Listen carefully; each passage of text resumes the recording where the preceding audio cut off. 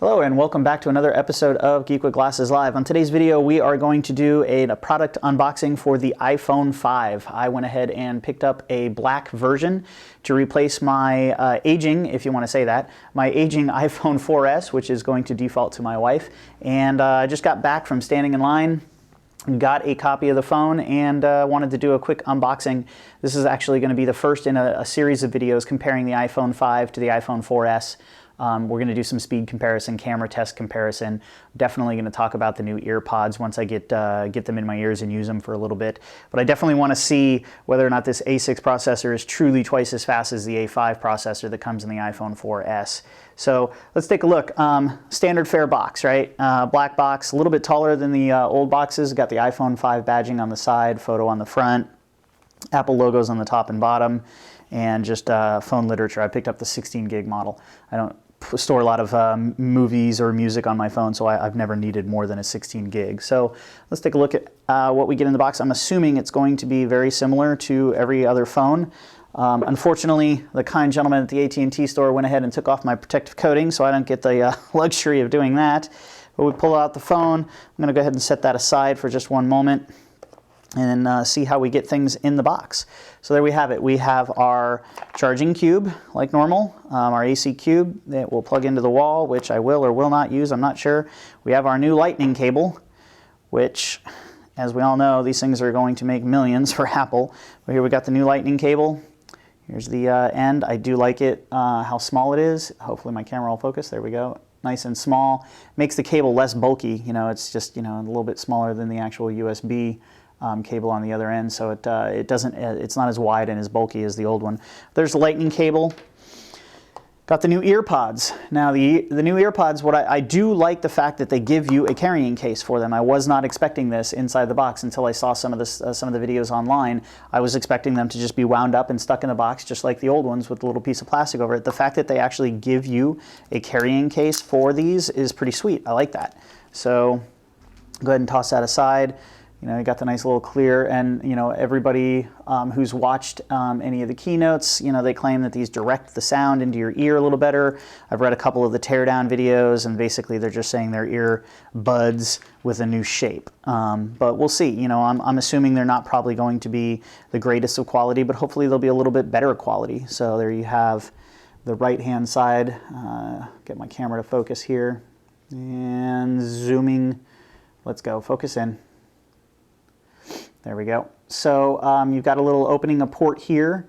You got the main port, you know, on the face that's going to inject into the air, and then there's also another little breather port on the top. And it looks shaped nice. The only problem is if you've got small ears, this could probably hurt. You know, that's hard. So I'm not sure what longevity comfort is going to be, but we're definitely going to take a much more in-depth close look at these in a subsequent video. So let's go ahead and just set those aside for now. And let's look at the phone. So here we have it, iPhone 5. It actually feels lighter. I will say that it actually, for whatever reason, it feels more flimsy, to believe it or not, in my opinion.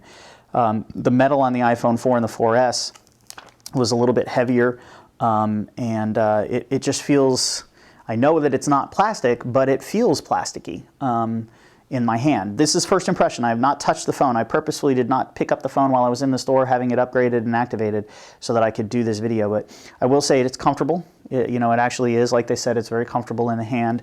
It's not too long.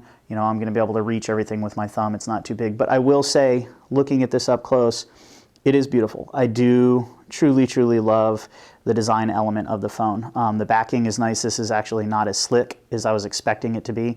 It's got a little bit of a feel to it to not be so slippery. I will say that this actually is more kind of a sticky. You can see how my finger slows down. That glossy is actually got good grip to it. This is actually more slick than the rest. But there we go. We've got the front screen, 4-inch diagonal A6 processor, home button. You see the mute button seems a little bit smaller. If my camera will decide to focus in, the mute button looks a little bit smaller. I love the solid black brush all the way around it. It looks awesome. Let's go ahead and take a look. You can see also the forward-facing camera is directly above the earphone port on the phone instead of off to the side on this one. But let's take a look at it in comparison size-wise to the 4. So we've got my old 4S, and you can definitely see right off the bat, and I'm going to have some nice high-res photos that I will upload as well. You can see the height difference. You know, the 5 is significantly thinner. You know, they say it's 20% thinner, but ultimately, you know, what is 20% of what, a half a millimeter or whatever it was? Oops, out of focus there again. Width, you know, so the screen is the same width, but when I was looking at the videos and the photos online, I actually thought that the phone was a little bit thinner, but now that I have it in my hand, I'm not sure that it is. And again, I'll be able to tell a little bit better with some high-res photos from my camera as opposed to holding this. So there is the height difference there.